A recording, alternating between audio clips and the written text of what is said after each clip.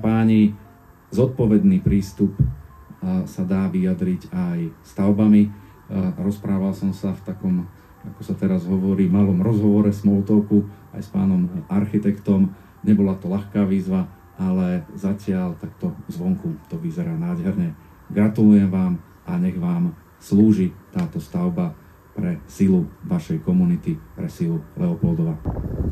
Hoci sa dnes celý svet často bezhlavo ženie za mladosťou a nevníma hodnotu a význam staroby, v Leopoldove aj vďaka stacionáru na seniorov nezabúdame. Nech je teda naša nezabudka vždy miestom, kde sa starší ľudia nebudú cítiť zabudnutí.